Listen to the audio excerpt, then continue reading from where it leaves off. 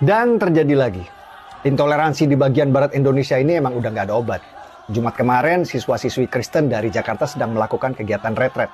Retret itu semacam piknik rohani, liburan tapi sambil belajar kitab dan berdoa. Mereka pergi ke sebuah villa di daerah Cidahu, Sukabumi, dan mungkin warga setempat gerah dengar mereka nyanyi, lalu beramai-ramai mendatangi geruduk kegiatan retret tersebut, mengusir siswa-siswi dari villa, bahkan sampai melakukan perusakan properti dan vandalisme. Ini bukan soal izin. Jangan terkecoh dengan alasan izin. Ini murni Kristenfobia, kebencian dan ketakutan terhadap agama Kristen yang dibiarkan oleh negara dari zaman Pak Jokowi sampai presidennya Pak Prabowo. Tidak ada atensi dari negara, apalagi upaya mitigasi. Aparat tidak pernah hadir untuk memastikan kebebasan beribadah bagi umat minoritas. Ini realita di Indonesia bagian barat, Indonesia yang Kristenfobia. Dan karena pemerintah wilayah barat selalu tutup mata, bahkan sering kali memihak pada warga intoleran, mungkin kita anggap saja wilayah Indonesia bagian barat ini adalah memang tempat untuk kalian umat Kristen ikut memanggul salib. Jadi kalau kalian umat Kristen ingin merasakan tantangan dan penderitaan Yesus, beribadahlah di wilayah Indonesia bagian barat. Saya jamin kalian akan tahu rasanya ikut memanggul salib. Shalom, Assalamualaikum, Om Swastiastu, Namo Buddhaya, salam kebajikan dan salam cinta damai dari saya, Perianto Zamasi. Nah, Bapak Ibu, Saudara-saudari, tadi kita sudah melihat saja bagaimana sebuah video yang saya bagikan, dan video tersebut saya ambil dari akun Instagramnya Mas Permadi Arya. Jelas saja ya teman-temannya bagaimana kita melihat ketika segerombolan oknum muslim nih, ya saudara kita, oknum muslim yang kemudian melakukan pelarangan ibadah dan bahkan perusakan sebuah gedung, ya, sebuah villa, di mana di villa tersebut sedang diadakan retreat dari saudara kita umat Kristen dan mereka melakukan peribadatan di villa tersebut, ya kan?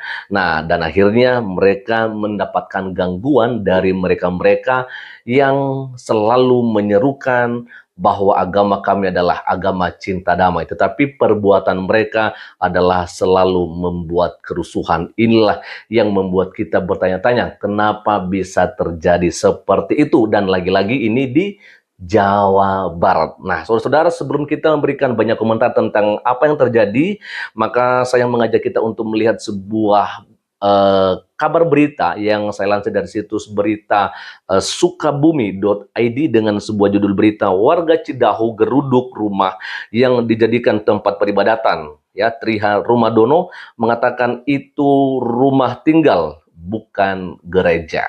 Oke, langsung saja kita akan baca. Warga Cidahu menggeruduk sebuah rumah yang dijadikan tempat peribadatan oleh salah satu umat beragama yang berlokasi di Kampung Tangkil RT 4/1 ya, Desa Tangkil, Kecamatan Cidahu, Kabupaten Sukabumi secara spontanitas. Berdasarkan informasi yang berhasil dihimpun, peristiwa tersebut terjadi pada hari Jumat ya, 27 Juni 2025 sekitar pukul 14 atau jam 2 siang ya. Dikatakan bahwa dengan adanya peristiwa tersebut, Forkopimcam Cidahu bersama tokoh agama dan berbagai lapisan masyarakat mengadakan musyawarah di Aula Kantor Desa Tangkil untuk membuat pernyataan bersama. Kaban Kesbangpol Kabupaten Sukabumi, Tri Romadono mengatakan sebelum terjadi perusakan, pemilik rumah sudah diberikan peringatan oleh Forkopimcam namun tak dihiraukannya. Ya, bahkan rumah tersebut sudah pernah dijadikan tempat ibadah oleh umat dari salah satu agama, sehingga secara spontanitas masyarakat mendatangi rumah tersebut hingga terjadi perusakan. Ya, jelas saja ya. Lalu kemudian ini keterangannya, masyarakat akan mengganti kerusakan rumah tersebut. Perlu diluruskan juga yang dirusak oleh warga Cidahu itu bukan gereja atau bukan tempat peribadatan, melainkan rumah tinggal ya. Insya Allah ya, masyarakat Cidahu sudah sepakat dan akan menjaga kondusivitas. Ini disampaikan pada hari Sabtu ya, 28 Juni 2025. Lanjutnya, ia berharap ke depan agar masyarakat bisa mendeteksi dini, juga harus lebih waspada, lebih perhatian terhadap lingkungan sekitar. Bukan hanya kejadian hari ini, tetapi deteksi ini dini terhadap situasi apapun, baik itu kaitannya dengan perizinan, kaitan dengan kegiatan yang tidak normal. Lalu dikatakan lagi, pemerintah terendah yaitu RT, RW, dan desa harus melakukan pendataan secara administrasi. buat teguran ataupun pelaporan sehingga ada kesinambungan, jangan sampai ada miskomunikasi katanya ya. Menurutnya, jika suatu tempat mau dijadikan tempat ibadah, maka ada aturan sendiri dan ini bukan tempat ibadah melainkan rumah tinggal. Ada aturan kalau ingin melakukan izin tempat ibadah itu ada aturan tersendiri. Oke, ya. Di akhir musyawarah dikatakan Forkopimcam Cidahu ya segenap lembaga keagamaan, tokoh masyarakat, tokoh pemuda membacakan pernyataan ya. Oke teman-teman, di sini kita melihat ya bagaimana keterangan dari Tri Romadono ini teman-teman ya, di mana beliau mengatakan kalau warga yang melakukan pelarangan itu mereka tidak sedang melakukan perusakan rumah ibadah, dan jelas saja memang itu bukan rumah ibadah ya kan, tetapi ketika mereka melakukan perusakan ya, dan jelas saja di saat itu juga saudara-saudara kita umat Kristen sedang melakukan peribadatan. Jadi memang bukan tempat ibadah, tetapi mereka sedang melakukan peribadatan yang dimana dimanapun kita mau beribadah nggak perlu minta izin ya. Orang mau ibadah masa ia harus minta izin, kan begitu. Kalau masalah itu bukan tempat ibadah seperti yang disampaikan tadi di sini dan dikatakan kalaupun mereka mau beribadah mungkin mereka maksudnya silakan saja, tetapi kalau beribadah itu harus di tempat ibadah yang resmi dan ada aturannya jikalau membangun yang namanya rumah ibadah yang sah sehingga jemaahnya bisa melakukan ibadah di rumah tersebut. Ya kan teman-teman ya. Di sini saya akan coba bacakan kepada kita, kira-kira ketika saudara kita ya umat muslim nih ya, khususnya di Jawa Barat itu ketika mereka mendirikan masjid dan musola, apakah memang mereka sudah memiliki izin mendirikan bangunan sehingga boleh didirikan yang namanya masjid, ataupun tidak memiliki IMB sama dengan ya rumah ataupun tempat yang dijadikan sebagai rumah ibadah oleh saudara kita umat Kristen. Nah, itu sebabnya pada kesempatan ini saya akan mencoba menyampaikan dan memberitahukan kepada kita, rupanya di Jawa Barat itu teman-teman ya, di Jawa Barat itu banyak sekali ya masjid dan musola yang dibangun tetapi tidak memiliki izin mendirikan bangunan dari pemerintah atau IMB. Saya akan coba baca nih ya. Nah, ada sebuah berita dengan sebuah judul puluhan ribu masjid yang dibangun di Jawa Barat tanpa IMB ya.